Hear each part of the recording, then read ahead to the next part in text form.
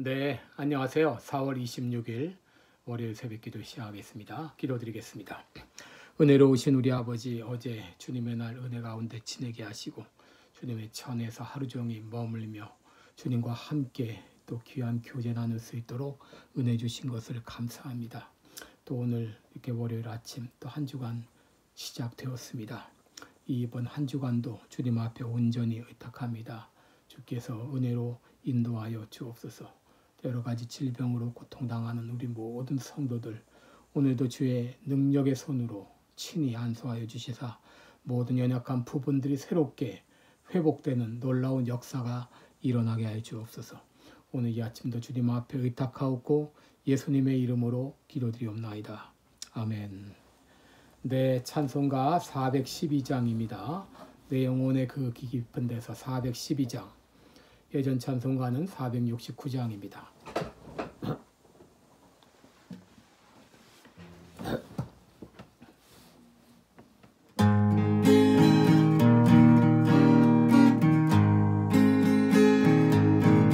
내 영혼의 그 깊은 데서 맑은 가락이 울려나네.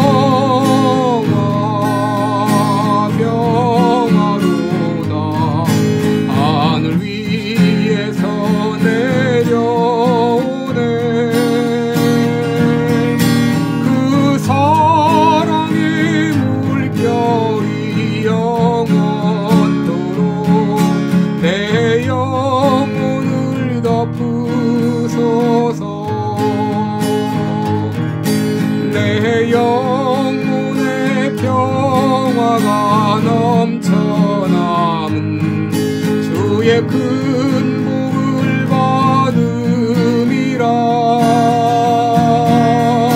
내가 주야로 주님과 함께 있어 내 영혼이 편이시네.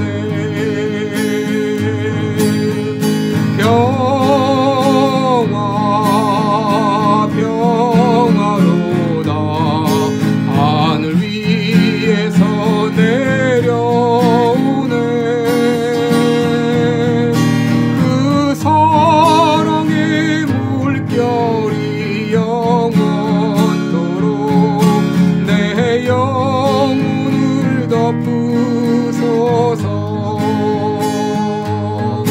이 땅 위에 험한 길 가는 동안 참된 평화가 어디 있나. 우리 모두 다 예수를 친구 삼아 참 평화를 누리겠네.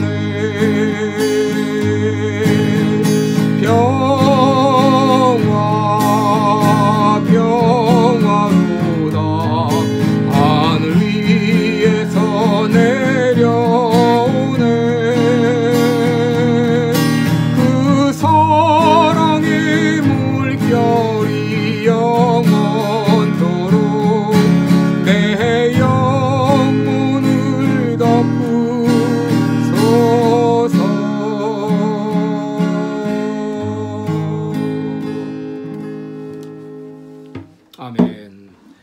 네, 우리 오늘은 로마서 5장 1절로 5절까지 보도록 하겠습니다. 로마서 5장 1절로 5절입니다. 제가 봉독해 드리겠습니다. 그러므로 우리가 믿음으로 의롭다 하심을 얻었은즉 우리 주 예수 그리스도로 말미암아 하나님으로 더불어 화평을 누리자. 또한 그로 말미암아 우리가 믿음으로 서 있는 이 은혜에 들어감을 얻었으며 하나님의 영광을 바라고 즐거워하느니라. 다만 이뿐 아니라 우리가 환난 중에도 즐거워하나니 이는 환난은 인내를, 인내는 연단을, 연단은 소망을 이루는 줄 알미로다. 소망이 부끄럽게 아니함은 우리에게 주신 성령으로 말미암아 하나님의 사랑이 우리 마음에 부음받음이니. 아멘. 네, 오늘 5절까지 우리 봉독했습니다. 네, 우리 오늘은 칭의에 따라오는 세 가지 은혜, 칭의에 따르는 세 가지 은혜, 이런 제목으로 함께 말씀을 나누겠습니다.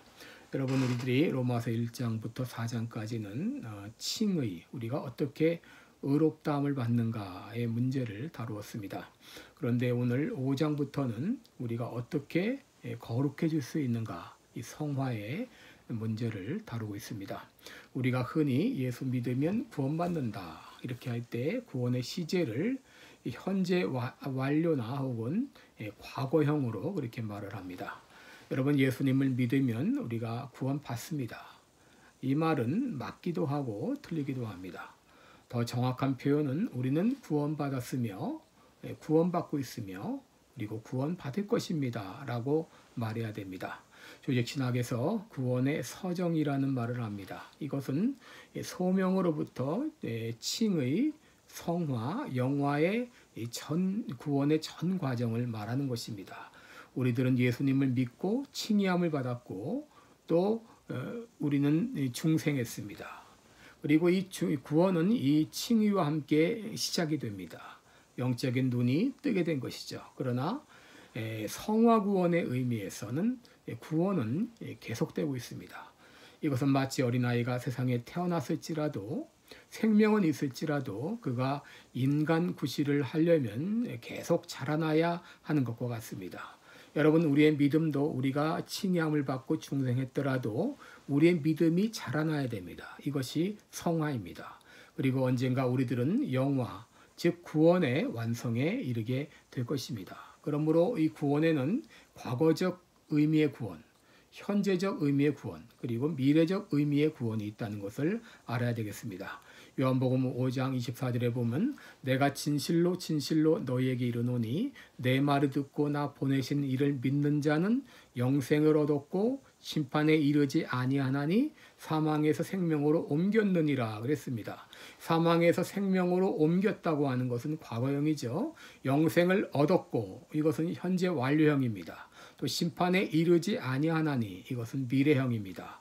이 과거적 구원을 칭의 혹은 중생이라고 말하고 현재적인 구원의 의미를 성화, 그리고 우리 미래적인 구원의 의미를 영화라 그렇게 부릅니다. 우리가 칭의함을 받고 중생했을 때에 우리에게는 구원의 과정이 시작이 되었습니다. 다시 말하면 거룩한 삶으로의 부르심이 시작이 되었다고 하는 것입니다. 그런데 우리가 이 칭의함을 받았을 때 이 칭의에 따르는 그런 세 가지의 복이 있습니다. 첫째 은혜는 바로 화평을 누리게 되었다 하는 것입니다. 여러분 1절을 보시면 그러므로 우리가 믿음으로 의롭다 하심을 얻었은즉 우리 주 예수 그리스도로 더불어 말미암아 하나님으로 더불어 화평을 누리자 그랬습니다. 여러분, 믿음으로 의롭다함을 받았다고 하는 것은 칭의를 말하죠. 바로 구원이 시작이 되었습니다. 바로 칭의와 함께 우리들에게 주어지는 첫 번째 선물은 바로 우리들에게 화평이 임한다고 하는 것입니다. 여러분, 여기 화평, 평화라고 하는 말은 히브리어로 샬롬이라는 말이죠. 여러분, 이것은 인간이 하나님과의 관계가 회복되었을 때 찾아오는 마음의 평정을 말합니다. 여러분, 많은 인생들이 불안해하고 두려워하는데 인생의 모든 불안과 두려움은 이 죄로부터 시작이 되었다는 것을 알아야 됩니다. 사람들은 죄로 말미암아 불안과 두려움과 죄책감에 시달리면서 살아가고 있습니다. 더 문제는 이 모든 문제를 해결할 방책이 없다고 하는 것입니다. 거기다가 많은 사람들은 현실적인 문제로 두려워하고 있습니다. 실직한 사람들은 직장 문제로, 사업을 하는 사람들은 사업이 어려워서, 또 질병에 고통당하는 사람들은 건강 때문에, 이 밖에도 각종 문제로 인하여서 사람들은 불안해하고 두려워하고 있습니다. 또 오늘날 한국은 많은 사람들이 코로나 바이러스로 인해서 공포에 시달리고 있는데 무엇보다도 백신 공급이 안 되어서 불안에 떨고 있습니다. 아스트라제네카 백신을 도입했지만 불안감으로 누구도 맞으려고 하지 않습니다. 파이저나 모더나 백신은 언제 오게 될지 깜깜무소식입니다. 이로 인해서 불안이 더 가중되고 있습니다. 또 우리는 불확실한 미래로 인해서 두려워하고 있습니다. 언제 죽을지, 질병으로 고통당하는 것은 아닐지, 나의 장래는 어떻게 될까? 여러분, 이런 문제가 우리를 불안으로 몰고 가고 있습니다. 그런데 우리 주 예수 그리스도께서 십자가에서 피 흘려 죽어주심으로 내가 져야 될 모든 죄의 대가를 대신 담당해 주시고 우리들을 구원해 주심으로 우리들은 불안과 두려움과 죄책감에서 벗어날 수 있게 되었습니다. 그러기에 사도 바울은 우리에게 말합니다. 5장 1절에 보면 그러므로 우리가 믿음으로 의롭다 하심을 얻었은즉 우리 주 예수 그리스도로 말미암아 하나님으로 더불어 화평을 누리자. 여기 그러므로라고 하는 말은 앞에 4장 24절을 받는 말입니다. 우리 주를 죽은 자 가운데서 살리신 이를 믿음으로 우리 주 그리스도로 더불어 하나님과 더불어 화평을 누리자, 이런 말입니다. 여러분, 화평을 누리자, 이 말이 영어 성경에는 We have peace with God, 바로 우리는 하나님과 함께 그 평화를 가지고 있다고 하는 것이죠. 이 평화는 어떤 평화인가? 세상이 줄 수 없는 평화입니다. 그리고 어떤 상황, 어떤 형편에서도 빼앗기지 않는 전천후 평화입니다. 예수님은 내가 주는 그 평화는 세상이 주는 것과 같지 않다고 했습니다. 우리는 칭의와 함께 이 놀라운 평화를 누리게 되었습니다. 둘째 은혜는 믿음으로 서 있는 은혜에 들어가게 되었다는 것입니다. 믿음으로 서 있는 은혜. 2절을 보시면 또한 그로 말미암아 우리가 믿음으로 서 있는 이 은혜에 들어감을 얻었으며 하나님의 영광을 바라고 즐거워하느니라 라고 했습니다. 여러분, 여기 들어간다, 이 말은 안내를 받아 혹은 자유롭게 왕 앞에 들어가는 것을 말합니다. 오늘날 대통령을 만나려면 아무 때나 가서 만나자 그런다고 해서 만나주지 않습니다. 미리 연락을 해서 일정을 잡아야 됩니다. 일정을 잡아서 갈지라도 안내자의 안내를 받아서 대통령 앞으로 가야지 만날 수 있습니다.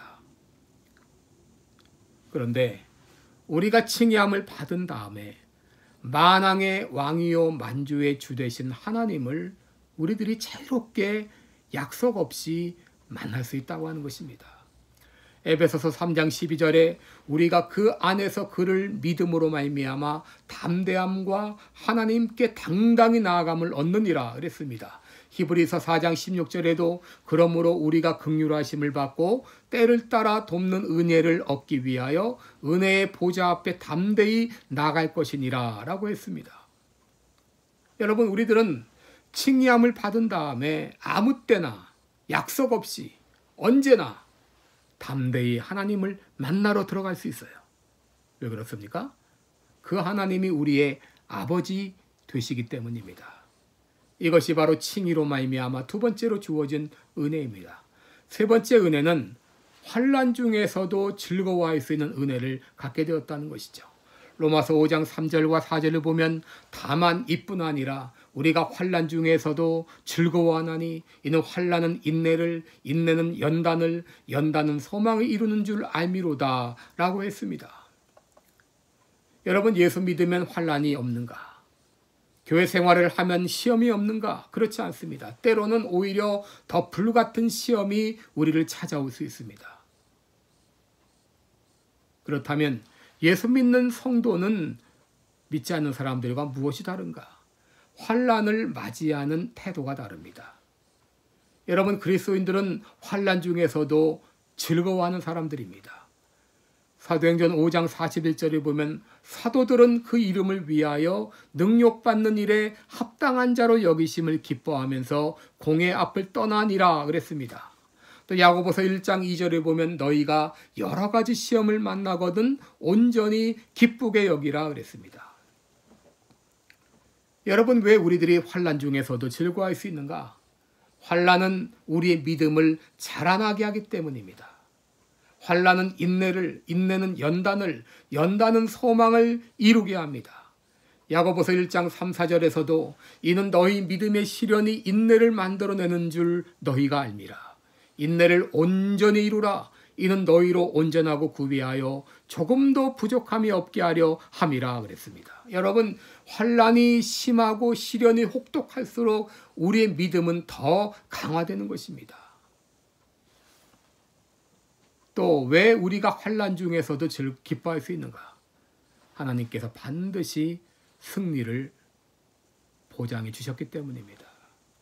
여러분, 5절에 보시면 소망이 부끄럽게 아니함은 우리에게 주신 성령으로 말미암아 하나님의 사랑이 우리 마음에 부음받음이니 그랬습니다. 여러분, 언제 우리가 부끄러움을 당하죠? 이루어질 줄 알았던 소망이 이루어지지 않을 때 부끄러움을 당합니다. 그러나 하나님은 반드시 우리 소망이 이루어지게 하십니다.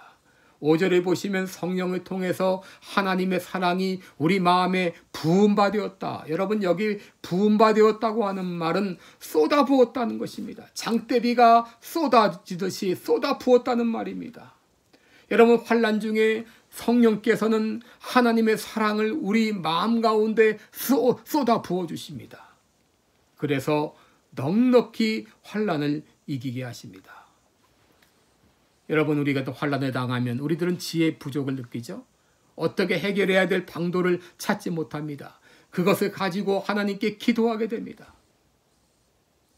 그럴 때 하나님은 성령님을 통해서 우리에게 사랑을 쏟아부어 주셔요. 그래서 넉넉히 그 시련을 이기게 하십니다. 야고보서 1장 5절에 너희 중에 누구든지 지혜가 부족하거든 모든 사람에게 후히 주시고 꾸짖지 아니하시는 하나님께 구하라. 그리하면 주시리라 그랬습니다. 여러분, 환난은, 시련은 하나님의 사랑을 더 깊이 체험할 수 있는 기회입니다. 환난 중에 하나님께서는 사랑을 장대비와 같이 쏟아부어 주십니다. 그러기에 우리들은 환난 중에서도 기뻐할 수가 있는 것입니다. 기도하겠습니다. 은혜로우신 우리 하나님 아버지, 참 우리를 예수 그리스도의 피로 말미암아 값없이 의롭다 하시고 하나님의 자녀 삼아 주신 거 감사합니다. 뿐만 아니라 우리가 예수 믿을 때에 우리에게 참된 평화, 그 어디서도 얻을 수 없는 놀라운 평화를 맛보게 하시고 믿음으로 담대하게 어느 때든지 하나님 앞에 나아갈 수 있는 은혜를 주시고 더 나아가서 환난 중에서도 즐거워할 수 있는 이런 놀라운 은혜 허락해 주신 것을 감사합니다. 이 놀라운 은혜를 우리의 삶 가운데 늘 경험하며 살아가는 우리들 되게 하여 주옵소서. 감사드리며 예수님의 이름으로 기도드리옵나이다. 아멘. 네, 오늘도 복된 하루 되시고요. 또 계속 기도해 주시기 바랍니다. 고맙습니다.